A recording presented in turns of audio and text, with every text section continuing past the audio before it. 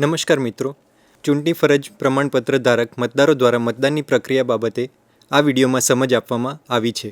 ઉપરાંત મતદાર દ્વારા મતદાન સમયે કઈ કઈ બાબતો ધ્યાને રાખવાની રહેશે અને તેની કાળજી લેવાની રહેશે તે બાબતે પણ સમજ આપવામાં આવેલ છે. આ વિડીયોમાં આપેલ વિગતો ચૂંટણી પંચ દ્વારા પ્રસિદ્ધ કરવામાં આવેલ વિવિધ હેન્ડબુક માહિતી પુસ્તિકામાંથી લેવામાં આવેલ છે અને જે તે સમયે ચૂંટણી પંચના આદેશોથી તેમાં ફેરફાર થઈ શકે છે. આ વિડીયોમાં આપણે પ્રથમ ઈડીસી મતદાર દ્વારા મતદાનની પ્રક્રિયાની સમજ મેળવીશું.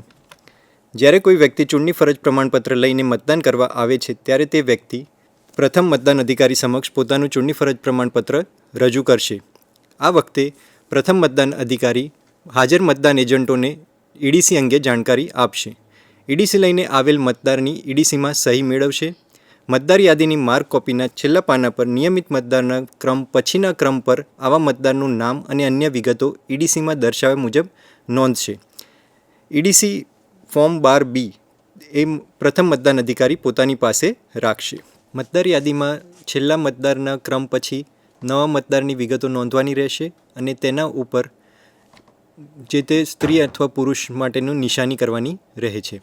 હવે આ મતદાર બીજા મતદાન અધિકારી પાસે જશે, એટલે કે ફોર્મ 17Kમાં તે મતદારની વિગતો નોંધવામાં આવશે. ફોર્મ 17K એટલે મતદારોનું રજિસ્ટર છે, જેની અંદર ક્રમ નંબર, મતદાર યાદીનો ક્રમ નંબર, ઓળખનો પુરાવો, તેના છેલ્લા 4 અંક, મતદારની સહી, અંગૂઠાનું નિશાન અને 5મી કોલમમાં રિમાર્ક્સ નોંધ કરવામાં આવે છે.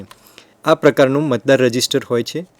હવે મતદાર રજિસ્ટરના બીજી કોલમમાં એટલે કે મતદાર યાદીમાં મતદારનો ક્રમ નંબર માં તે મતદારનો ક્રમ નંબર, ભાગ નંબર, એસી નંબર નોંધાશે. દાખલા તરીકે મતદારનું નામ મુકેશ છે અને તેઓનું નામ 36 ગાંધીનગર ઉત્તર વિધાનસભા મત વિસ્તારના ભાગ નંબર 100ની મતદાર યાદીના ક્રમ નંબર 625 ઉપર છે, તો ફોર્મ 17Kની બીજી કોલમમાં 625/100 અથવા 100/36 અથવા 36 એન્ટ્રી કરવાની રહેશે. એ પ્રકારે આપણે જોઈએ તો આ પ્રકારે એન્ટ્રી થતી હોય છે મતદાર રજિસ્ટરની અંદર. ત્યારબાદ 17Kની ત્રીજી કોલમમાં ઈડીસીનો નંબર નોંધવાનો રહેશે. એટલે આ પ્રકારે આપણે ઈડીસી અને તેના છેલ્લા 4 અંક ત્યાં નોંધીશું. ત્યારબાદની કોલમમાં મતદારની સહી લેવાની રહે છે અને છેલ્લા રિમાર્ક્સના કોલમમાં ઈડીસી મતદાર એમ નોંધવાનું રહે છે. એટલે આ પ્રકારે આપણે 17K અથવા મતદારોના રજિસ્ટરમાં એન્ટ્રી કરવાની થશે. ઈડીસી મતદાર તે મતદાન મથકના અન્ય મતદારોની જેમ જ ઈવીએમમાં પોતાનો મત નોંધાવી શકશે, કારણ કે હવે તેમનું નામ મતદાર યાદીમાં નોંધાઈ ગયું છે અને 17Kમાં એમનું નામ પણ લખવામાં આવેલ છે.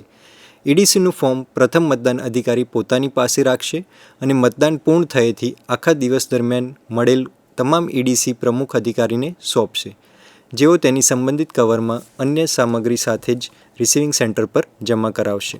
હવે આપણે ઈડીસી ધારક મતદાર દ્વારા મતદાનના કિસ્સામાં વિશેષ ધ્યાનમાં રાખવાની બાબતો અંગે માહિતી મેળવીશું.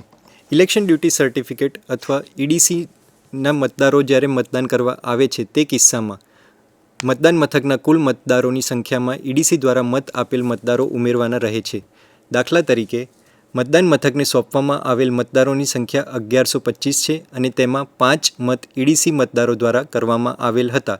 તે કિસ્સામાં કુલ મતદારોની સંખ્યા 1130 દર્શાવવાની રહેશે, જેનું બાયફર્ગેશન અથવા જેનું અંદર કયા કયા વસ્તુ ઉમેરી છે તો 1125 કુલ મતદારો મતદાન મથકના વત્તા ઈડીસીના 5 મતદારો તેમ વિગતો નોંધવાની રહે છે.